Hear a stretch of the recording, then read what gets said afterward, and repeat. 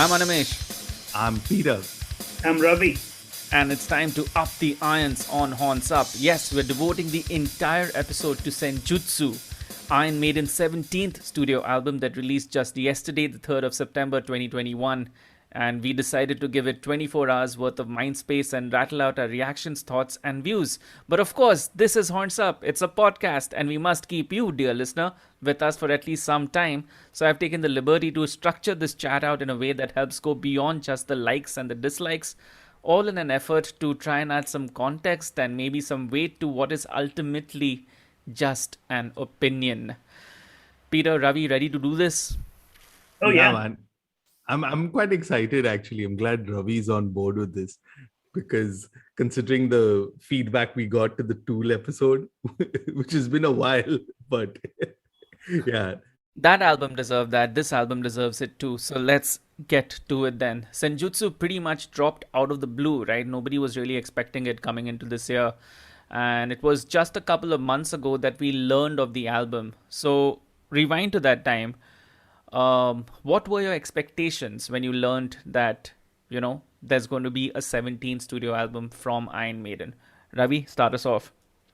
Yeah, well, guarded optimism, like you mentioned, it did come out of the blue. I think even all of their tours were supposed to be, continuations of the rescheduling of the dates that they couldn't do on Legacy of the Beast. And so, you kind of thought that a studio album was probably very, very distant as far as Iron Maiden was concerned. And so it was quite a pleasant surprise. And I think the way they kind of built it up with all of the clues and the almost ARG alternate reality game style build up was also, of course, quite interesting. I think it's the first time. I mean, Maiden have always been a slightly, well, for want of a better way of putting it, nerdy kind of band, but I think this time they really let that freak flag fly, and it was quite interesting to see people piece all of this together, basis T-shirts, and odd bits of graffiti and things like that. So yeah, it was very, very interesting. Hmm. Okay, I'm going to set this straight. I'm a huge, huge, huge Maiden fan, and I love all eras of the band, right? Including the Diano era, including the Blaze albums, and yes, this current post Brave New World era that's been together now for 21 years. Wow. That's almost like one career of a band in itself, right? That puts some Yeah. perspective right there. And since we're still in that same era, that's what I drew on to kind of set expectations for a new Maiden album. Post Brave New World, Maiden to me are a completely different beast from classic Maiden. Epics and longer songs are where they excel, and I like the fact that Maiden is still trying new things. They aren't afraid to push boundaries. Not a surprise that some of my favorite Maiden songs are the ones that feature this slow building kind of an atmosphere and what everyone likes to call progressive song structures, but it's really not progressive as such, right? I prefer them rather to the short, energetic bursts of songs as such. And these songs, again, are of two types. The one that are the stereotypical Maiden, right, which is penned by Steve Harris. You can see that in Yeah. Blood Brothers, No More Lies, For the Greater Good of God, When the Wild Wind Blows, The Red and the Black, and then the others that feature at least one another songwriter attached to it, right? So I typically, I think I've I've done the homework and I find myself drawn towards stuff that features either Smith or Gers. So, songs like Out of the Silent Planet, Dance of Death, Passchendaele, Starblind, The Talisman, even Empire of the Clouds, which was a Bruce Dickinson number. So overall, I'm happy with the direction the band has taken over the last 21 years. They've got their formulas, they've got their signatures, they've got their structures firmly in place, and there's a provision for ample amounts of experimentation and new ideas thrown in as and when required. It's consistent. It creates familiarity, it creates loyalty, it creates timelessness to a degree. There's no band that sounds like Iron Maiden, and each new album seems to kind of deliver on that promise. So that's honestly what I was expecting from Senjutsu. I was honestly expecting more of the same. Peter, what about you? What were your expectations from Iron Maiden 17 studio album? I'm going to be honest. I wish I shared the same enthusiasm that you did. Uh, but like for me, and we've had this discussion before, I don't really remember Book of Souls. I remember buying the extended CD. I mean, the what is it called? The limited edition book or something like that they had released in India. But if you have to ask me, like, I remember Empire of the Clouds. That's it. That's the only track I kind of remember because it was like 18 minutes long or something like that. But ask me about the rest of the album, I don't know at all, right? I haven't spent that much time with it. And so basis that, I had no real expectations. I was like, okay, Maiden's releasing a new album. There's been so much music coming out this year. Now you've got Maiden. Like, can you imagine all the bands who would like spent months setting up the date of like the first week of September, the first Friday of September, and then suddenly Maiden announces. And like, if I was an independent band or something, I'd be like, fuck it, man, I'm changing my release date. Like, nobody's gonna bother about my band when Iron Maiden releases it. And just look at it. I mean, like, it's not Iron Maiden the band, right? It's Iron Maiden Holdings. You've got like, just see the entire kind of campaign they put together, the guerrilla marketing, the entire thing, leaving the clues, everyone. I mean, there was a Twitter account dedicated to like sharing updates as, okay, what are they going to announce, when they're going to announce.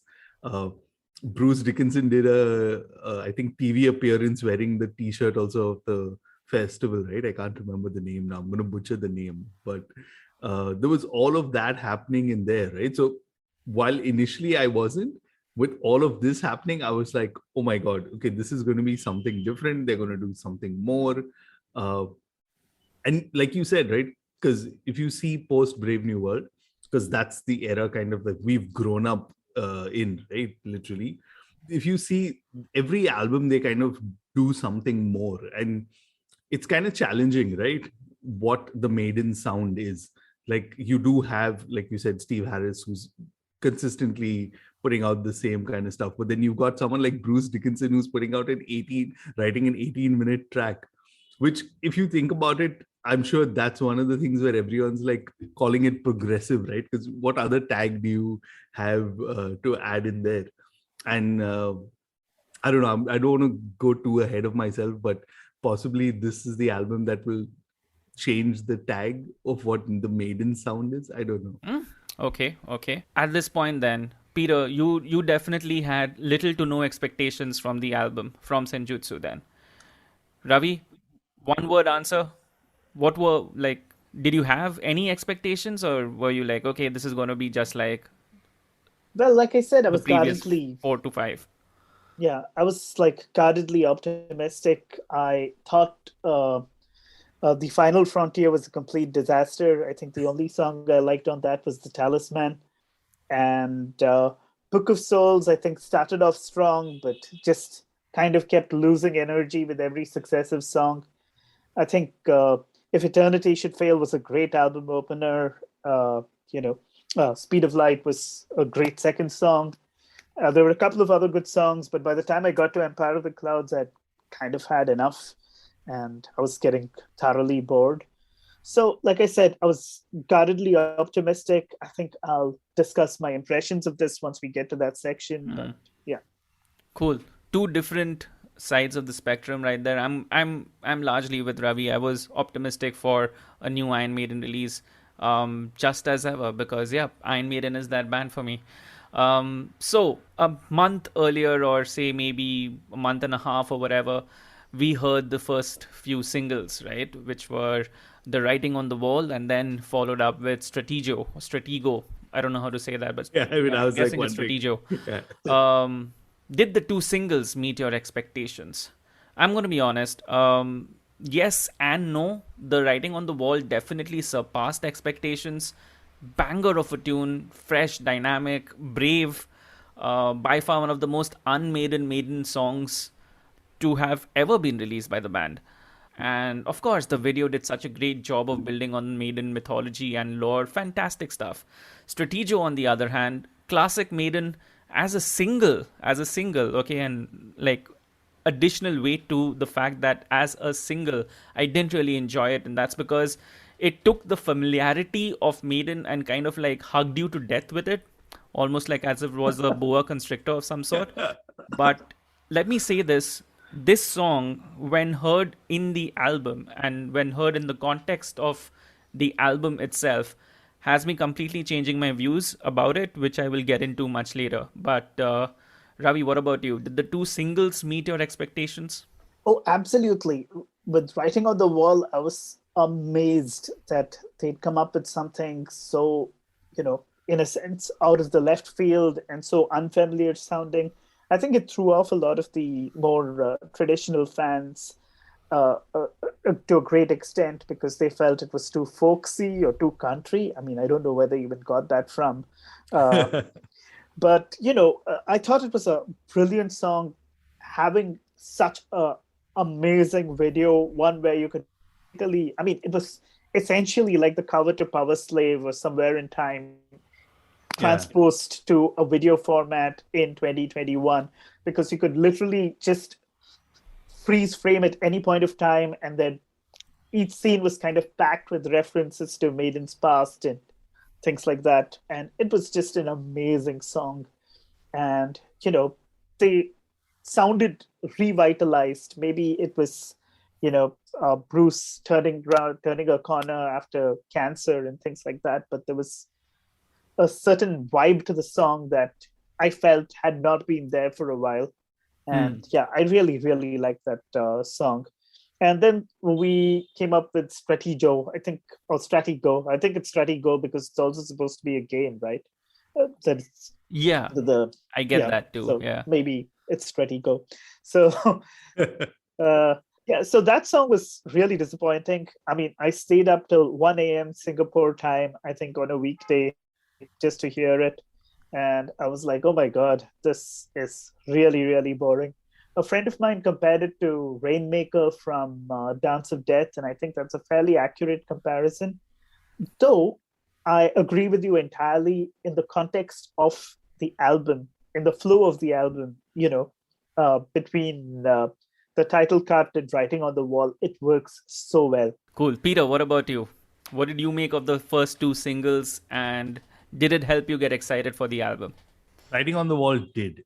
I'll be honest, and I'm not gonna repeat because it's exactly what you guys said, right? I watched the video. I think I enjoyed the video more than any metal videos I have recently. How many bands do metal videos like that, right? And a band like only Maiden can pull off everything, and it's like a nerd's delight, right? You're just finding all those kind of cookies in there or stuff, just trying to see what's interesting in there.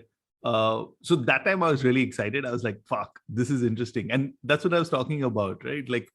Again, it's not your typical Maiden sound, right? So everyone's like, okay, what's going on? Everyone's kind of interested. But then also what happened is I think they released the track list around that time. I can't remember which single. And then you saw okay, there's going to be 2 discs and there's going to be 3 songs which are this long, and you're just okay, what's happening with Maiden, right?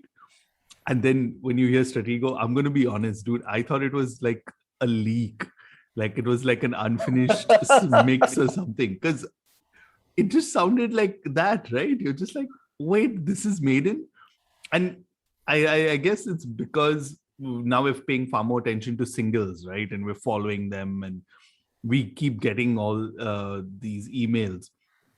I honestly question, and I sometimes get a bit critical about it, is what's the idea of releasing a single which you don't feel or with everyone feels really sucks?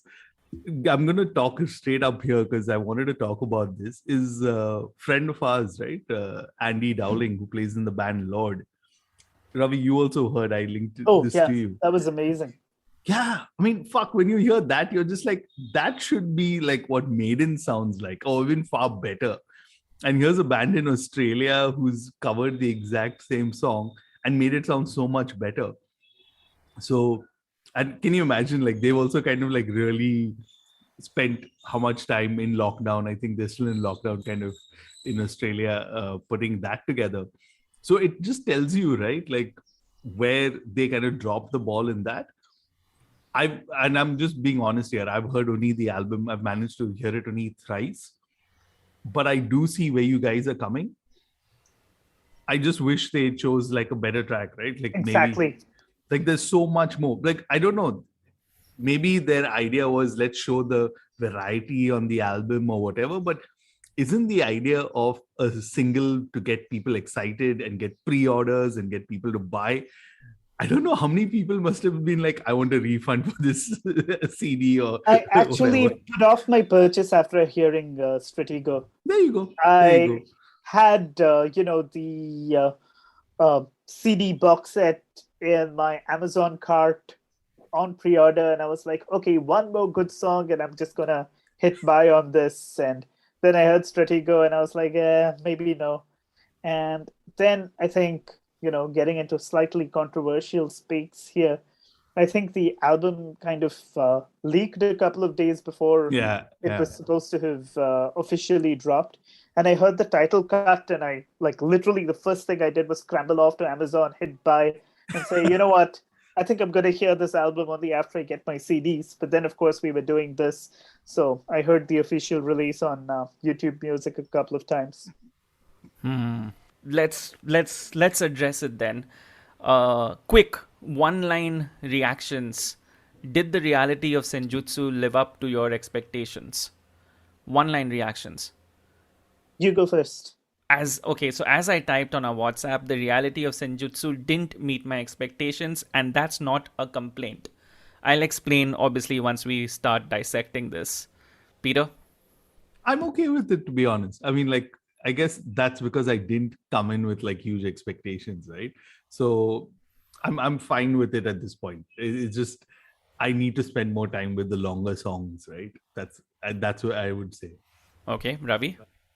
See, the thing with the band like Maiden is you're always indulging in a bit of self-deception. You're always saying, you know what, at this point of time in their careers, what can you expect? It's not going to be as good as the classic stuff, so I'm going to, dock a few points to start with. But then you hear individual albums and you're like, no, even by the standards of my reduced expectations, this was quite terrible. I'd say Final Frontier was such an album. This one exceeded my expectations.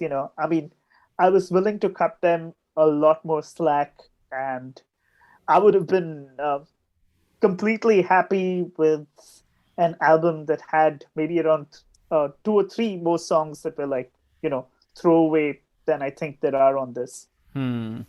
Interesting. Okay, cool. Let's talk about the album opener, right? Now, what's interesting to me is, barring If Eternity Should Fail from the Book of Souls, all album openers since Brave New World have been written by Adrian Smith and Steve Harris. And what you've come to expect from them are bursts of energy, right? Songs that forcibly grab you by the neck, smack you around, and ensure that you're prepped and ready to take on the rest of the album or a gig, right? The Wicker Man, Wildest Dreams, Different World, The Final Frontier, they all did that, right? Senjutsu, which is the first song of Senjutsu, the album, it does do that, but I think it doesn't do that for the same reasons. It's not the typical Maiden opener. Here's a simple question. Can you guys imagine a gig opening with this track? Because I honestly can't. Because at what part does the curtain drop? At what point do the boys rush into the stage? At what point does the crowd start singing along? I do think that this shouldn't have been the album opener. Maybe a deep cut. It's uncharted territory, I'll give them that. And maybe that's the statement the band's trying to make, right? But I feel like on this track, I'm not a happy co-passenger. I have to be cajoled and coerced to ride along with them. I completely disagree. I think it's a great opener. And, I mean, the fact that I heard, 8 minutes of it and then dropped everything to buy the CD, I think says its own story. I think, Dickinson, you mentioned that this is most likely to be the opening track on the next tour. In one of the interviews, I think I did come across that. I think it's a fantastic opening track. I think it kind of recalibrates your expectations for the album, which is a good thing to do considering the fact that the album is not, Maiden as usual. And I think it has a kind of mournful, elegiac quality. It's kind of like on the threshold of doom. You'd imagine somebody like Candlemas would have slowed this down a couple of paces and, turned up the distortion on the guitars, but it has that kind of a feel to it. And the chorus is probably one of the best that they've ever done in their entire careers. It's such an amazing, amazing chorus. At this point, I haven't reached my listening where I'm like nerding out to the fact, is this going to be an set list opener and things like that. I've just like heard it, but I can see both points. I feel considering we've been sitting at home for so long and I haven't been to an Iron Maiden gig in like almost 10 years, that I'll just be happy if they play this song also. I'll like rock out to this. So yeah, I'm fine with it. I just feel like 8 minutes, right? That's the thing. Like you typically have, and Maiden, like we've spoken, right, are known for their like short, energetic kind of tracks. This takes a bit to warm up to, but yeah, I'm fine with it, honestly. Okay. Now, Strategio, on the other hand, this is something that Ravi and I just spoke about. Complete 180 degrees for me in the context of this album, because after Senjutsu, I couldn't be happier to listen to some classic Maiden. And what's weird is, this is the song that has become the one that I find myself whistling, I find myself humming along to. I know this is going to be a barn burner live, I just know it. Ravi, did you think Strategio on the album is a different beast than Strategio as a single? Oh, yeah, absolutely. In the context of the album, it just makes so much more sense. In fact, maybe if they'd had a couple of more tracks like this, I think they have just one more track, which is at this kind of level of pace and energy. Maybe if they'd had a couple of more tracks like this, I'd have liked the album even more. But, as it stands, it's a great track and the placement is amazing. Peter, did Strategio turn your views about it on the album? Yeah, and I don't know, maybe it's the YouTube mix or whatever you want to call it, right? It sounded so much better to me. Actually, I wanted to message you guys. It's like, hey, by the way, is Strategio sounding a lot, because I heard it on like Spotify Premium, right? And I was like, this sounds a lot better than I remember it. And it doesn't have that kind of like demo-ish quality that when I first heard it, or maybe it's my ears, I don't know. But just back to back, it makes so much more sense. And that's where I think you got to give props to bands like Iron Maiden, who still like focus on sequencing tracks and putting this. It's not just by accident. It's not like, this is the first song we wrote, first track. Second song we wrote, second track. It doesn't work that way, right? They've actually like thought this through, and it really shows. So that's the difference that Strategio makes. But why Single Man? You should have put so many other tracks. Like my marketing brain kind of switched on, and I was like, hey, this was a better track to put as a single, or this would have been a nicer Which one. was that better track to put as a single? Time Machine was a great track. I felt like you could have used Time Machine, Days of Future Past. I know we're going a little ahead, but for me, those were the tracks that I really liked, and for me, those stood out, right? I was like, fuck, these, why wasn't like these tracks used? I mean, they had strong something that they would have kind of resonated with the audience far more, or the listeners far more. Ravi, what about you? Any other track besides Strategio as second single? I mean, just about any track. You could have created a dartboard of the tracks, taken Strategio out and thrown a dart at it, and that would have been a better single.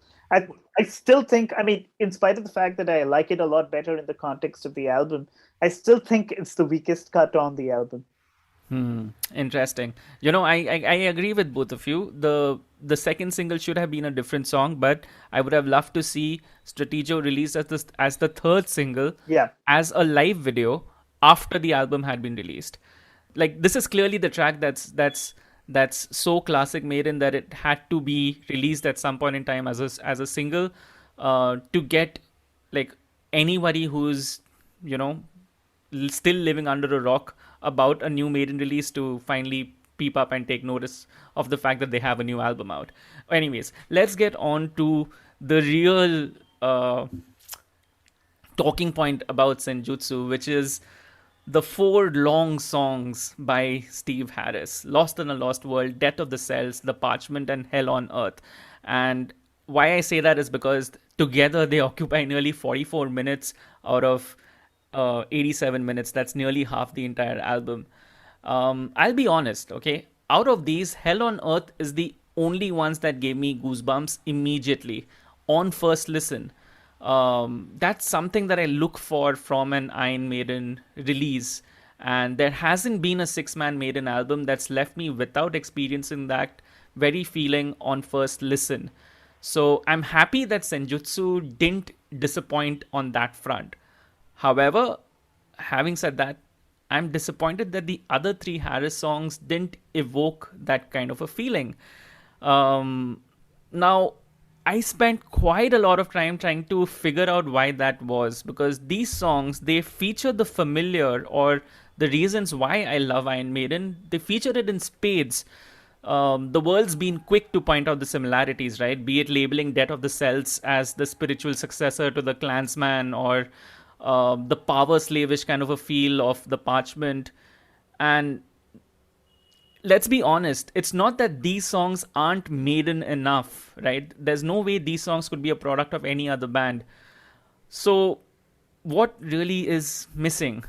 I think, like, honestly, what I thought was missing from these 4 songs, and largely on the whole album, was the anthemic dumb as fuck sing-along chorus and the gargantuan hook, the parts where you know the stadium will be singing along to, the parts that make people like me, a guy from Bombay, India, feel like he's part of something much, much, much bigger than my life itself, right? Jokingly, I call it the band's X Factor. I think they indulge themselves on that album with this to a huge degree, and that stayed on, right? All these 4 songs, they have parts that give you some hope of slipping into a similar mood or moment. The latter half of The Parchment is such a fucking amazing Maiden tune, and that comes closest to delivering the goods. Hell on Earth, of course, delivered those goods absolutely, but the rest of the songs, those parts were just few and far apart. One thing I'm really glad about, and I'm at least glad that Animesh has kind of dissected it that way, is that there are 2 discs, right? So you don't have to like kind of skip or go through. You can just like either listen to disc 1 or disc 2. And if you don't like the really long songs, don't just all skip. of them are on disc 2, right? Yeah. So they've very nicely done that. Quick thing. I want to get your reaction, Ravi. What do you feel about the really long Maiden songs? Well, for the first time, I think I didn't mind them as much as I used to. Perhaps it's because, after an 18-minute song like Empire of the Clouds, which I didn't enjoy at all, even a 12-minute song seems like something that's more bite-sized and easily consumable. Now, see, the thing is, it's not so much about the length, really. I mean, I like hardcore prog. I've heard Tales from the Topographic Oceans, which is basically 4 songs, all of which are 20 minutes long, and I love that album to death. That's by Yes.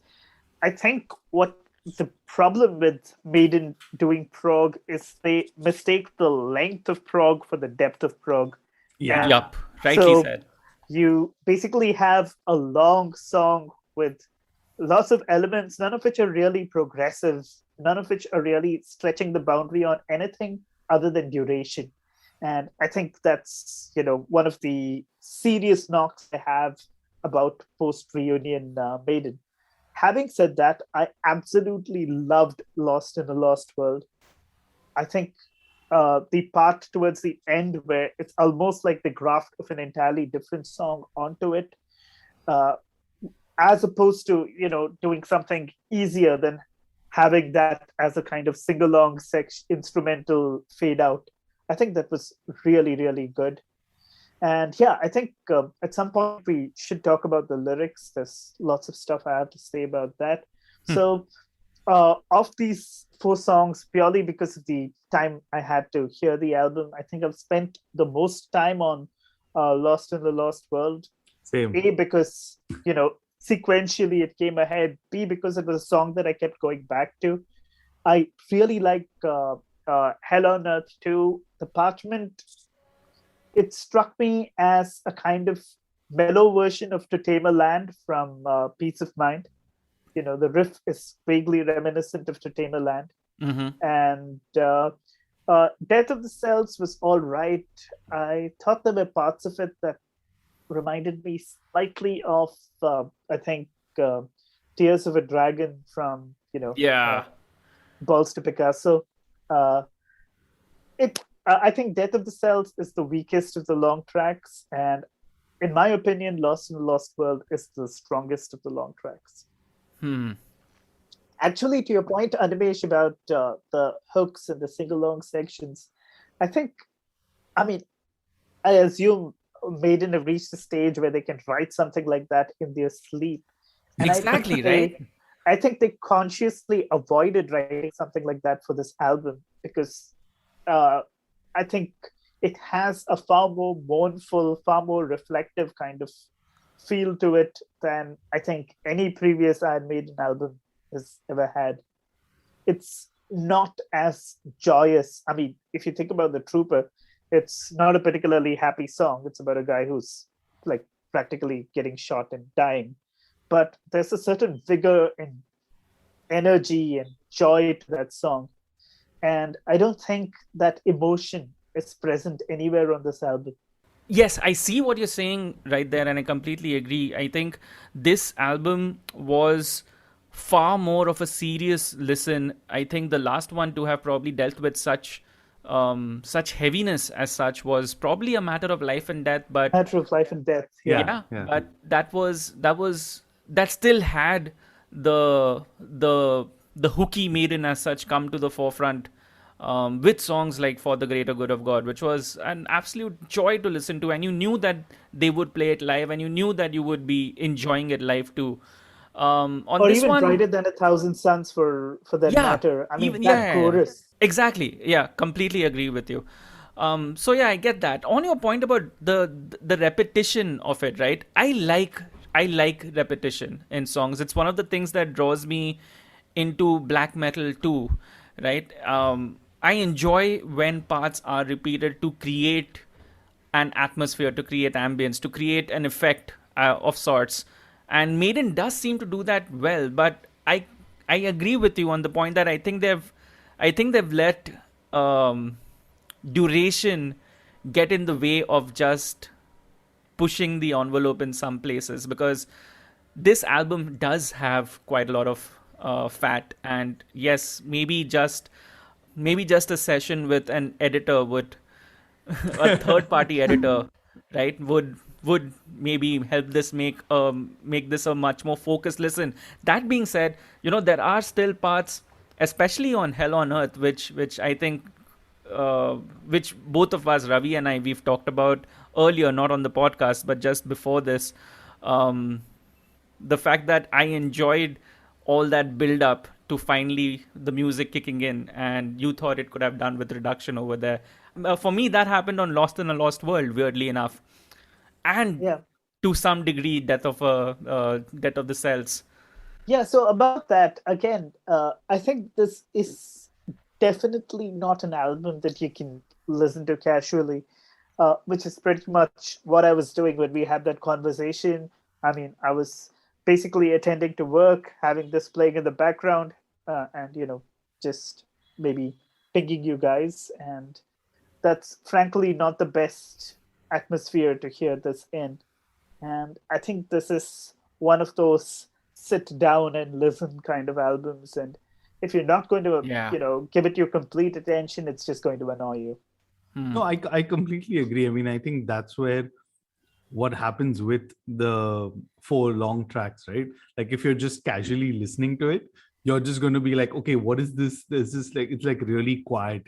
And one of the things I actually said to you guys is like, because it's been recorded and in the can for like 2 years, did no one listen to it? Did they just like make an album of everything that they recorded? Like this clearly could have, like there's certain parts, and that's where I like find myself sometimes getting too critical, is like, did this part really need to be there? Did this intro really need to be like more than 1 minute? Because at some point, imagine like putting a CD in and listening to it. What would you do? Your first thing is like, is my CD player right? There's a glitch in the CD, right? That's what we would typically do. Or, I mean, God forbid, I don't even remember listening to Maiden on cassettes, but you like definitely fast forward it, right? That, okay, where's the music starting? But yeah, I wouldn't do that. no, I'm just saying, like, in terms of if you just have like ambient sound playing in there. But yeah, I think like for me, I completely agree with Ravi. Like Lost in the Lost World, I've heard more because I've spent more time, I think, on disc 1 than disc 2. And the couple of times that I kind of made it to Hell on Earth, I was like, why is this the last track, right? In a way, like I want to hear this more. So this is where I miss like buying the CD, and I'm really envious of you, if I'm not going to say this more than once today, Ravi, that you actually get to buy a Maiden CD. Who knows whether we'll actually be able to buy one in India, right? I'm sure we will. Let's. I wish I shared your optimism, but Hey, maybe not right now, but maybe definitely within the next month or so. Let's talk about the other songs, right? Weirdly, I really enjoyed the shorter songs on the album, and I'm including the 7-minuters as short songs. Right? No, because come on, the Stairway to writing on the Heaven, wall. such a short song. The writing on the wall is already by far one of the strongest post Brave New World era songs that the band have ever written, and the others, the Days of Future Past, the Time Machine, and Darkest Star, are all just very strong songs. I also think this album finally kind of helps provide a lot of weight behind the thought of, okay, it's high time that we stop ridiculing Yannick and his contribution to the band. Sure, like Hey, I never did that. yeah, you may have never done that. I don't do that, but for a lot of the Maiden fans, Yannick Gers is the third guy. He's the guy who they've sixth man accepted. Yeah, he's the sixth man as such. He doesn't need to be part of the core 5 or whatever. And sure, Adrian Smith and Dave Murray have the classic Maiden sound on tap. It's like they're a faucet and you can open it and boom, you will get them playing stereotypical Maiden. But I think it's high time to recognize the fact that what Gers brings to the band, even though it may seem overtly familiar at times, it does pack a wallop completely. No, I agree. I mean, like, I still remember the first time I was going to watch Iron Maiden, right? For me, it was like a huge deal. And I'm sure Ravi and you, Animesh, both agree. And I still remember a friend of mine from Canada who had seen them a few times, right? He was like, just watch Yannick on stage. And I was like, okay, like, what's he going to do and stuff like that. And you remember Yannick is just on the side. You don't even know if the guitar's actually plugged in, right? Because he's just like dancing around and doing his own thing. So yeah, that's all I have to say about Yannick at least. Cool. Any views about these 4 songs as such? The Writing on the Wall, Days of Future Past, The Time Machine, or Darkest Star. Would you have heard more of these on the album? I actually thought Days of Future Past had shades of Everlong, the way it began. I've read that too. I've read that too a lot. But you know, I was like, oh hey, this is familiar. Imagine Iron Maiden listening to Foo Fighters on their downtime, right? And going like, holy shit, this is something that we should do. I don't think that's happened, but yeah, whatever. But can you imagine? At least they didn't make like an entire album of that, right? Like Foo Fighters have been milking it from the beginning. Like they've got that formula, right? Yeah, so I'd say of the remaining songs, I think The Time Machine's probably my favorite song on the entire album. I think Riju had said that it was his favorite Maiden song since Fear of the Dark, and I don't know where exactly I'd place it, but it's such an amazing song. The vocal lines are so strong and so completely different and non-cliched. Mm-hmm. It's amazing. I think The Time Machine is like the crowning achievement of this album. Mm-hmm. And it's not like the others. The rest of it is significantly weaker. So I really really love The Time Machine. Okay. So the thing is, I've like very strategically avoided reading all reviews because we were going to do this, right? And then I'd just be basically regurgitating what I've read in the reviews. But Riju was very hard to ignore because he was like constantly in my timeline, like breaking down each song and sharing his opinions from the time the album leaked, right? I didn't hear it when it leaked, but now, like, it's exactly what you said. Like, I really enjoy The Time Machine, and I'm trying, and that's what I'm going to do on future listens. Is just forget about like the length of the songs. Right, that's a problem with streaming. You're actually seeing how many minutes are left and all that kind of business, and just kind of getting lost in the album and just kind of paying more attention to it. But I liked Days of Future Past also. I mean, like length aside, and jokes aside about the Everlong reference and all of that, right? Like, I would have liked to see at least one more song like that. Oh yeah, absolutely, for sure. I think the album would have. I mean, they were going to put 2 discs out anyway, so Yeah. they may as well have slapped another of the long songs on disc 2 and put in a real quick, short, sharp shock type song on disc 1.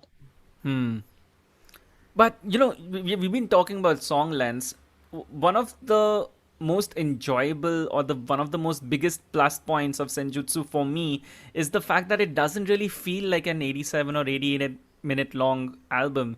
I've easily been able to listen to it at a stretch from start to end. Yeah, I'd have to agree with that. I wasn't able to do that for the Book of Souls. I wasn't able to do that, hell, even for the Final Frontier. Weirdly, like, listen to it from start to end multiple times. But on this one, yeah, it's so easy to just enjoy it as an entire album. Yeah, I Weird. agree. I mean, like, I can't believe you brought up Final Frontier. I kind of like have forgotten about that album. It has one of my favorite Maiden songs on it ever. When the Wild Wind Blows is a fantastic song. Yeah, but I get where you're coming from. I mean, at least like I already told you about how I feel about Book of Souls, and then you had Final Frontier. So compared, like when you put in this album right after that, and maybe it's only been like a day, and I've only heard it a couple of times so far, but I definitely see myself listening to it more. Like, I can enjoy this album, and yeah, I don't think like the lengths. Maybe at initial part, like I said, when I was looking at the track list, it's like, what the hell are Maiden doing like with a 12-minute song? Like, I even jokingly told a friend of mine who's heavily into like Dream Theater, maybe you like this album, and he seems to enjoy it. So yeah. Okay, cool. Biggest drawbacks. For me, the biggest drawback I have isn't the experimentation or the branching off into unknown as such. It's that the album is so inconsistently produced. I hate that fact. I mean, Bruce is loud in some songs, and in the others, he's absolutely getting lost in the mix. The same applies to the drums. The synths are just way too piercing and distracting. The shimmery effect just doesn't work for me. Yes, as you said rightly, Peter, the album was done and dusted in 2019 and apparently locked away in a safe for 2 years, right? Maybe, just maybe, the band could have, just brought it out midway and fine tuned the mix to sound warmer and just sound more balanced. That to me is the biggest drawback of Senjutsu. Yeah, I mean, let's be honest. If this was any other band, we would have been like far more critical. We would have been like, screw these guys. Like, who are these bunch of amateurs? Like, didn't they pay enough to their engineer or whatever? We'd make all those kind of things, right? But the fact that it's Maiden, and like, even in 2019, if they put this out, or I mean, recorded it and put it out, it would still not stand in terms of production, right? With Maiden, you're expecting a particular production. There's a certain sound. I'm coming back to what you said earlier, right? While you hear the songs now, you already in your mind expecting, what it should sound like live. And I have a feeling that eventually because I'm optimistic on this front that we will see Maiden live soon, is that it'll sound so much more different. And that's one of the things I feel like in both times that I've seen Maiden live, is after watching the tracks live, it takes a whole different life for me. Like I enjoy them far more when I go listen back to them. So yes, fingers crossed that it happens in at least 2022, because 2021 I think is a write-off again. But if I hear the tracks live, I'm gonna come back and listen to these tracks and be like, fuck, it sounded so much better live. Or who knows, maybe in like 5 years they'll do like a reissue or remixed or God knows, whatever. I was actually thinking that's a distinct possibility. I thought that considering how heavy the synths are on this, and considering the fact that Iron Maiden is probably one of the wealthiest bands in heavy metal, if not the wealthiest band in heavy metal, they could actually get the London Symphonic to re-record those synth parts, make them actually symphonic, and then put it out again. And like literally be, a first day buyer on something like that if they did something like that. But, I think the production really, really lets the album down. I think Completely. they've had a sharper, I'm not even talking about a more contemporary production. I'm just talking about, even if they had their 80s production on this album, it would have sounded so much better. It just sounds muffled in places, and, I've like literally put it through the paces as far as my audio equipment is concerned. I've heard it on my amp. I've dusted out every single pair of headphones I have and heard it on all of them. And, there's some things that you just can't polish. And I think the production here is definitely a huge, huge letdown. So question, sorry, I have to ask this thing. Can you imagine, for all of us, at least we've like spent a lot of time listening to Iron Maiden, right? So we know their albums and we know the production and all. Can you imagine this is somebody's first Iron Maiden album? What are they going to expect? Like, can you imagine them going back to the discography? They'd be like, they did something wrong in that, right? It's going to be very obvious. Don't you think? See, it's a little odd because, I think the reason we are reacting to this the way we are is because we've heard the previous albums.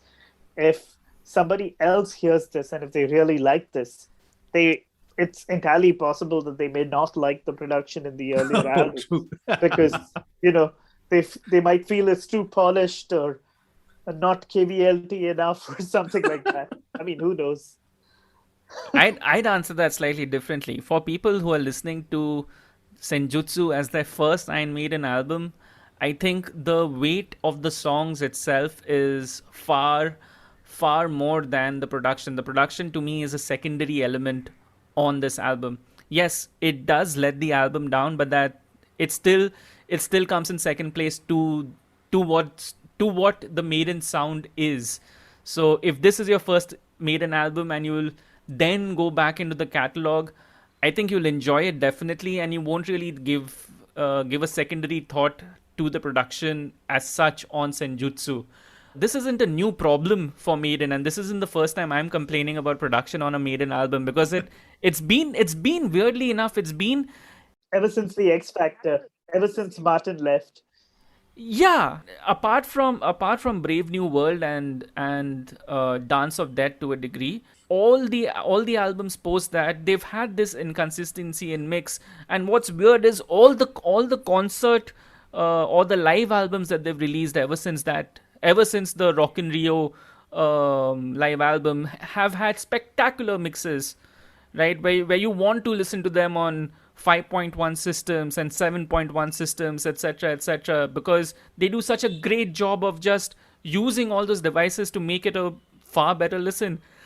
I don't know, man. Like, sometimes I think that, the band is going ahead with this thing of, okay, comfort breeds familiarity, and hence you don't need to like change what's happening because you're so comfortable with it. But I think it's high point in time that they did. Whatever. Okay, we'll come back to Senjutsu now. Least favorite song and favorite song.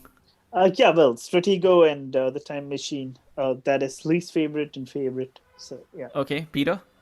Wow. Okay. It's still like very close for me. So if it isn't obvious already, least favorite so far is the Death of Cells and the Parchment. Again, I hope this will change. But from what you guys are saying, because like I'm being honest, I've not spent that much time on disc two. But my favorite so far is the Time Machine, and close behind comes Days of Future Past. Okay, least favorite song for me at the moment, Death of the Cells, because it feels like a squandered opportunity, absolutely. And favorite song, in the order that I'm listing them out, Hell on Earth, The Writing on the Wall, Strategio, and The Time Machine. Wow. Okay. Hell, I didn't expect. Hell on earth. Huh? Yeah. Anyways, so do you guys think you'll be revisiting this album, listening to it in entirety, etc., etc.? Of I course. definitely see myself revisiting this. I think before this, the only post reunion album that I would revisit occasionally was A Matter of Life and Death, and I think this one's a little stronger than that. I think the fact that it's so in its own way stripped down and melancholic, I think appeals to me a great deal. So yeah, definitely. Okay, cool. So let's take that thought a bit further. Um, Post Brave New World era Maiden, where would you place Senjutsu amongst the six albums released by the six man Maiden? Incredibly enough, I'd actually place it right at the top. I was not too much of a fan of Brave New World, mainly because I came into it with massive expectations, which it would have been impossible for any album to meet. Dance of Death, I didn't particularly like. The title track, I think, is one of the most annoying songs Maiden have ever done. Uh, A Matter of Life and Death was around 60% great, 40% so so. Uh, the Final Frontier, I couldn't stand except for one song. Book of Souls started strong, got weak. So, yeah, I placed this at the top of the list. Peter? Wow. Okay, wow. This is so this is gonna be tough considering I've only heard this album thrice. But this is again personal subjective thing. I would place it third so far. For me, at this point, a matter of life and that because I've just spent so much time listening to that album, right? So that's at the top.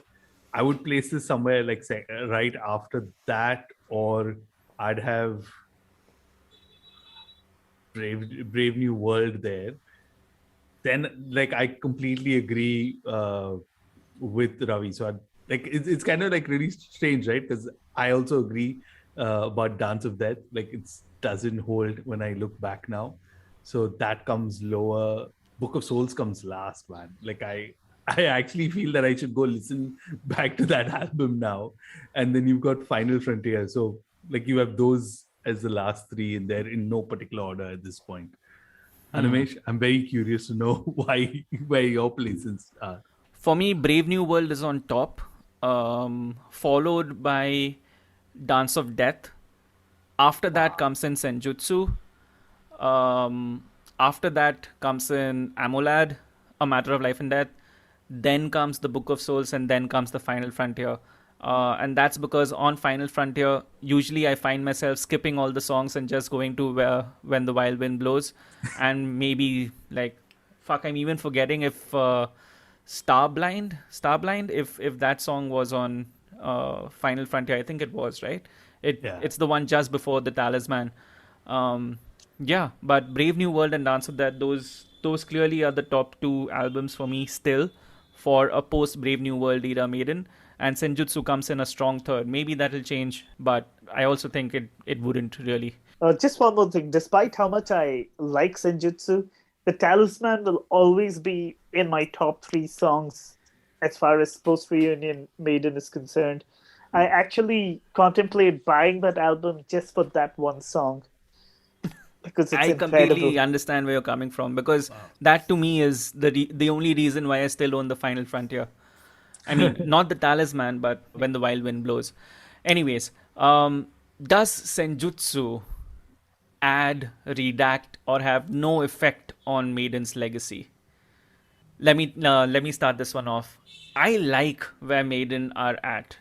At a time when legacy bands, Metallica, Judas Priest, Black Sabbath, they've released albums that seemingly return to their roots, and they can be counted as or be seen as a worthy bookend to their discography.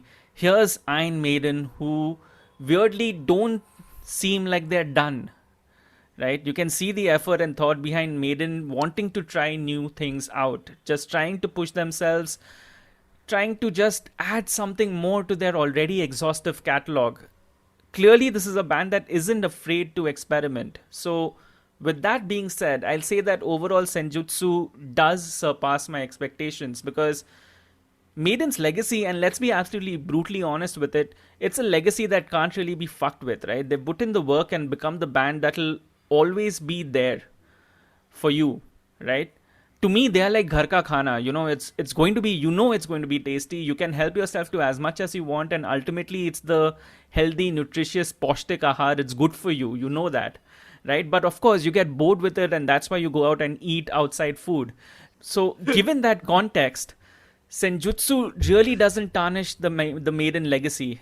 It adds to making Maiden the band that kind of unites the metal world, which is why, even with my drawbacks, I'm happy that Senjutsu is the way it is, because at some level it also kind of gives me hope that maybe this isn't the end, that we'll actually see not a remaster, but we may actually see album number 18 in 5 years or so. What do you guys think? I think it definitely adds to their legacy. I mean, maybe this is just where I'm at the moment in life or whatever, but it definitely felt like a last album. If I was Iron Maiden and if I wanted to, call it a day, this is the album that I'd call it a day with. This album, in my opinion, is the sound of closure. And, you made a really interesting point about how a lot of the legacy bands are kind of going back to their roots. I think it's amazing that Maiden, at this point of time in its career, have the courage to grow new roots, which is pretty much what Senjutsu sounds like to me. No, I'm coming back to what I said earlier, right? It's kind of challenging also what you know about Maiden, right? Like Animesh very nicely put that analogy of like Maiden being home cooked food, right? You always know it's going to be there. It's nutritious and all of that. But it's like the time that your mom adds an extra zing or add something extra to it, you don't like think it's going to be the same. You just take one bite and you're like, okay. And that's why we've spent like an hour discussing this album, right? I mean, it's Maiden. It's had such a huge impact on our lives. And we're excited. I mean, like while I started off by saying I had no expectations for the album to begin with, but here I'm going to probably end up buying a deluxe edition of the CD with something extra in it, right? Because it's Iron Maiden. I mean, I own all. Even though I said I don't like Final Frontier, I still own that on CD, right? It's Maiden. What do you do? Yeah, see, if you want to view it a little cynically, Iron Maiden at this stage are at least as good a merchandising organization as they are a band. And if you're, wired the way most heavy metal fans are wired, you're like, okay, maybe the album sounds not so great, but wow, look at that box. Oh, wow, look at that triple gatefold LP. But isn't that one of the things that I mentioned, I think, initially when we saw the artwork for Senjutsu, right? It's like, fuck, this would be a great like poster. I was actually thinking of like, action figures and all of that. And it's quite telling also, by the way, that in India at this point, you can buy like legal merchandise or legally licensed merchandise of Iron Maiden, but you still have no sign of the CD or vinyl or anything else, right? So I think Mahatoba should be getting them. They do have a distribution agreement with Parlophone, so I checked. No. Oh, okay. Not yet. The world hasn't woken up to the fact that India is still a market worth exploring for Iron Maiden, which is weird, right? So, final question then: given a chance, when Maiden brings this to tour, when starts touring with Senjutsu, which will happen. They're already booked for download next year, and they already have a summer lineup as such going, and you've seen the dates, etc., being released. Given a chance, will you still watch Maiden live? Of course, man. I'm like Absolutely. eagerly waiting. I got damn excited when because they were supposed to play Dubai last year, and I think I messaged you, Animesh, about it, and Yeah, we I was were like, all expecting India to be the mid, like I because there know, were 7 days between the yeah. between going from Southeast Asia to Dubai. We were all expecting like, okay, India's definitely going to be a stop. And so the news that prior to the album release is that actually Maiden still are going to make the date in Dubai because that's what like the stadium owner said. So I was like, okay, this can still happen. And you know, considering that it'll be easier for me to fly like 3 hours and catch Maiden, it'll most probably be that. And come on, let's be honest. When is the last time we all went for a gig, right? Yeah. What it'll be like actually watching Maiden live? Like that'll be like the perfect way to kind of like pop our gig cherries again, right? Literally, because it seems like that. I Yeah. personally like for all that you said about the branding, I can't wait to see what Samurai Eddie looks like live. Dude, But Yeah. I'll end it there. Like for me, the rest of Senjutsu and the theme that they went for it, and Bruce Dickinson had this lovely quote which he said in an interview with Apple Music, I think, which he said that the band has plundered so many cultures to basically redesign and make Eddie relevant to some degree, that this just feels like another attempt of that sort. So I like the fact that the band is also acknowledging it in some manner.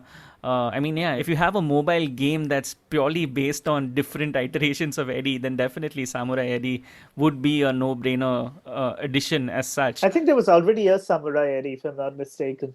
Yeah, But but that was only Eddie holding a samurai blade rather than an actual samurai Eddie. Yeah, it happened with Made in Japan. Yeah. no, actually, there is a Samurai Eddie character in the game, so maybe they were actually foreshadowing this. As the character has been around for a while, so maybe they were foreshadowing this all the way back in 2017 or something.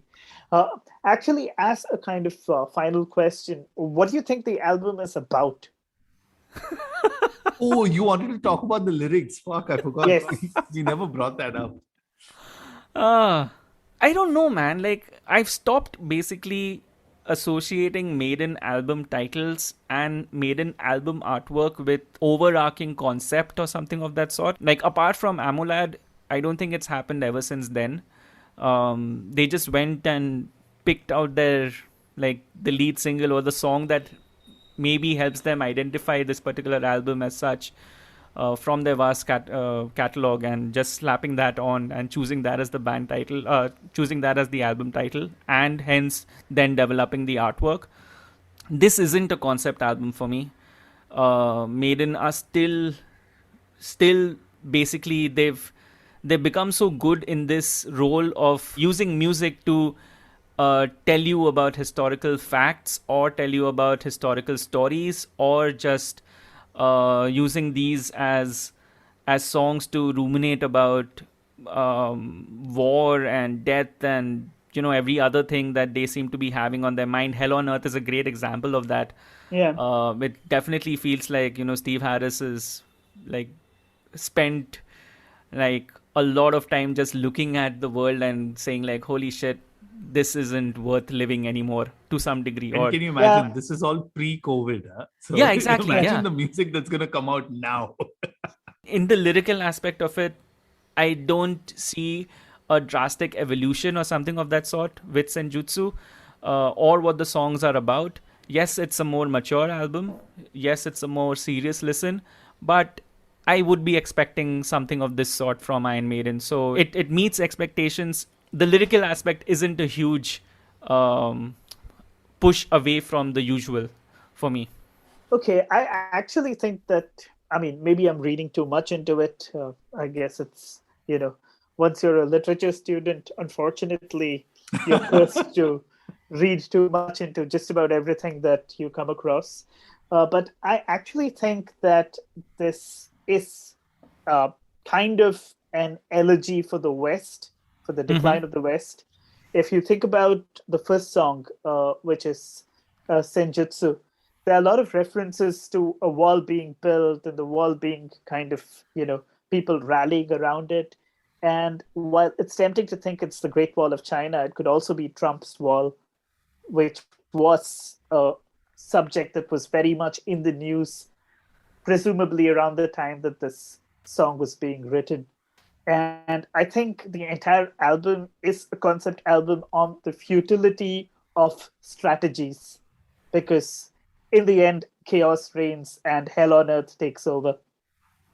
Very interesting. Yeah, what's also interesting is the fact that, there's, I think, for want of a better way of putting it, clues in the entire thing. For instance, on Senjutsu, you have the lines, survive on the ledges bitten in dust, knowledge and virtue is stricken by lust, really believe they're coming for us, dancing on the graves of those who bled for us. And on the last track, Hell on Earth, you have you dance on the graves who bled for us. Do you really think they'll come for us? Knowledge and virtue taken by lust, living on the edge of those that you trust. So I think there was a very conscious attempt to kind of bookend this sentiment of, paranoia in Senjutsu with, a kind of resignation towards the end. Oh my Very God. interesting point. Now No, I'm I'll- gonna go listen to back the album and like fine tooth comb the lyrics. Oh God, you opened like a new thing for me, Ravi, to do now. Even if you think about The Darkest Star, if you ask me, The Darkest Star is kind of like the sequel to Aces High. It's essentially about Churchill Yeah. and how he kind of managed to rally people around through that time. It's, of course, probably inspired by the movie The Darkest Hour. But at the same time, it's not a song of triumph at all, unlike Aces High. Agreed. And this brings to mind another quote that I read from Bruce Dickinson, in which he says that for him it's very easy to write about apocalyptic kind of songs, right? Or songs that clearly have the a line drawn between the good and the bad, or what's going to save us versus what's going on in reality, etc., etc. And that element of sorts is something that basically helps Maiden transcend the factual and make a song acceptable for a lot of people to get into. Oh, yeah. I think by now Dickinson's and whoever else is writing the lyrics, etc., be it Harris or be it whoever else, they've fallen into a great stride where these songs and such kind of lyrics are something that they should be able to rattle off in their sleep, and it shows. It definitely shows. So all in all, we are kind of happy that Senjutsu released.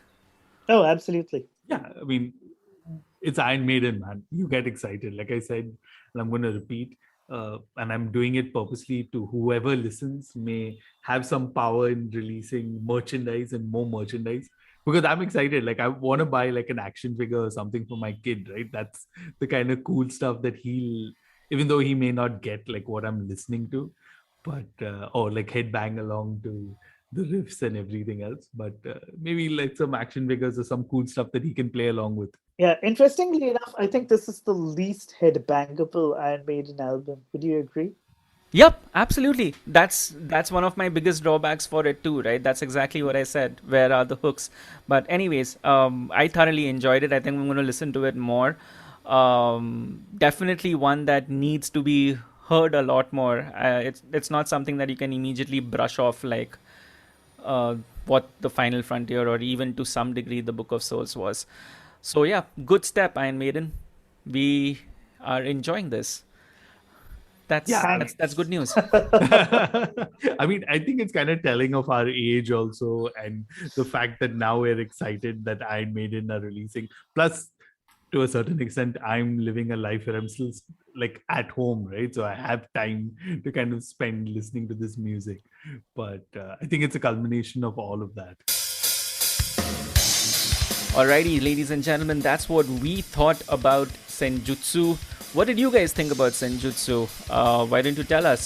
As always, we are at honsapod.com or on Twitter at honsapod. I'm at Asmoani on Twitter. I'm at Trent Crusher. I'm Ravi and I'm still at home. Yay, that's the way we hope it gets to be for quite some time. Who needs to go to work anymore? It's all about working from home. Yeah, Till work the from next home. time, horns up. Horns up, guys. Horns up.